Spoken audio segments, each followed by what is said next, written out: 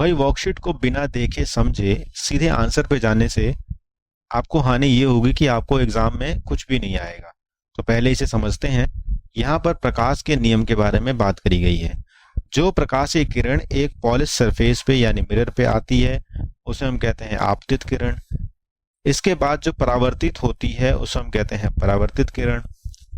आपतित कोण और परावर्तित कोण इस बीच यानी अविलंब और आपतित कोण के बीच में, परावर्तन कोण परावर्तित और अविलंब के बीच में जो एंगल बनता है उसे हम कहते हैं। इस पूरे फिनोमिना को हम कहते हैं प्रकाश का परावर्तन। लाइट एक जगह से बाउंस होके वापस जाती है।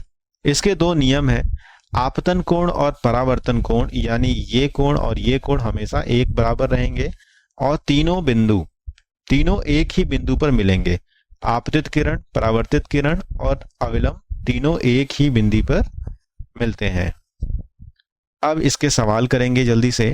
पहले पूछा गया है कि कोई प्रकाश की किरण अवतल दर्पण पर आती है तो क्या होगा।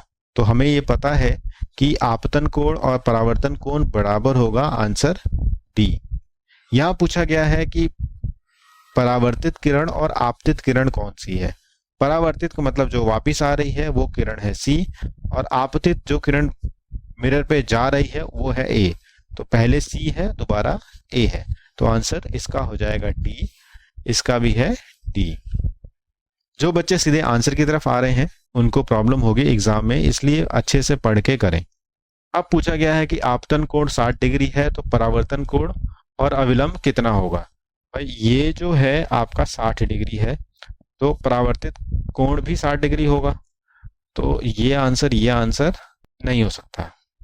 अब ये जो अविलंब है, ये एंगल जो है ये है 90 डिग्री, तो यहाँ पर 30 डिग्री नहीं है, आंसर ए हो जाएगा।